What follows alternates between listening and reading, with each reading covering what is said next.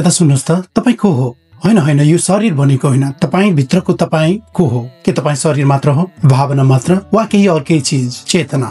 यस्तै गहिरा प्रश्नहरूको उत्तर 3000 वर्ष पुरानो तैत्तिरीय उपनिषदमा पाइन्छ।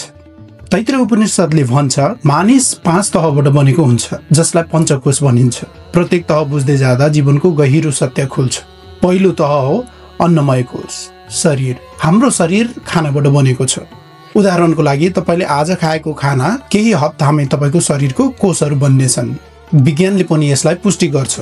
स्ट्यानफोर्ड युनिभर्सिटीको अध्ययन अनुसार शरीरका 98% परमाणु 1 वर्षभित्र नयाँ बन्छन्। यसैले उपनिषदले भन्छ अन्नम ब्रह्म, खाना नै ब्रह्म हो। दोस्रो तह हो प्राणमय कोश, श्वास र जीवन शक्ति।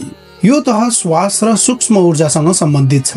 जब तपाईँ गहिरो श्वास लिनुहुन्छ तुरुन्तै तनाव घट्छ र ध्यान केन्द्रित हुन्छ। हार्वर्ड मेडिकल स्कुलको शोध अनुसार ढिलो श्वासले हाम्रो शान्त तन्त्रिक प्रणालीलाई सक्रिय गर्छ, जसले हृदय गति घटाएर शरीरलाई शान्त पार्छ।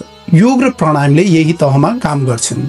तेस्रो तह हो मनमय कोश, विचार र भावना। यस तहमा विचार, भावना, चाहना र प्रतिक्रियाहरू हुन्छन्। जस्तै कसैले गाली गर्यो भने तपाईँ तुरुन्त रिसाउनुहुन्छ। मस्तिष्क विज्ञानले देखाएको छ कि नियमित ध्यानले हाम्रो भावनात्मक प्रतिक्रियाको केन्द्रलाई सानो पार्छ र हाम्रो विवेक शक्तिलाई सक्रिय बनाउँछ, जसले मानसिक शक्ति, मानसिक शान्ति र नियन्त्रण दिन्छ।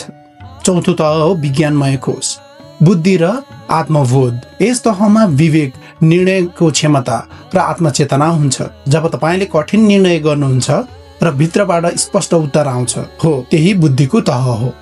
मस्तिष्कको अध्ययनले देखाएको छ कि गहिरो आत्मचिन्तन गर्दा मस्तिष्कको उच्च संज्ञानात्मक भागहरू सक्रिय हुन्छन्। यो तह नै मानिसलाई अन्य प्राणीहरू भन्दा अलग पार्छ। अनि पाँचौं तह हो आनन्दमय कोश, शुद्ध आनन्द र आत्मा। यो सबैभन्दा भित्री तह हो जहाँ शान्ति, आनन्द र आत्मा स्थित हुन्छ। कुनै सुन्दर दृश्य हेर्दा, ध्यानमा वा गहिरो प्रेममा बिना कारण आनन्द महसुस हुनु यही तहबाट हो। विज्ञानले देखाएको छ कि यस्तो अवस्थामा मस्तिष्कमा डोपामिन, सेरोटोनिन र एन्ड्रोफिनको अनौठो सन्तुलन हुन्छ, जसले गहिरो खुसी र समयको विस्मृति ल्याउँछ। तैत्तिरीय उपनिषदले पश्चिम चिन्तकहरूलाई पनि प्रेरित गरेको छ। म्याक्स मुलरले उपनिषदहरू अङ्ग्रेजीमा अनुवाद गरेर युरोपमा फैलाए। निकोला टेस्ला चेतना र ऊर्जाको विकासका लागि उपनिषदका विचारहरूबाट प्रेरित भए। ओपनहाइमरले भागवत गीता र उपनिषदहरू पढेर आधुनिक भौतिकी विज्ञानको विकास गरे। तैत्तिरीय उपनिषदले हामीलाई सिकाउँछ कि हामी केवल शरीर होइनौँ, बरु चेतनाका 5 तहहरूको सुन्दर यात्रा हौँ। सत्य बोलौँ, धर्ममा चलौँ, अध्ययन गरौँ, ध्यान गरौँ र आफ्नो भित्रको आनन्दलाई भेटौँ। आजलाई यति नै। फेरि अर्को भिडियोमा अर्को उपनिषद लिएर आउँछु।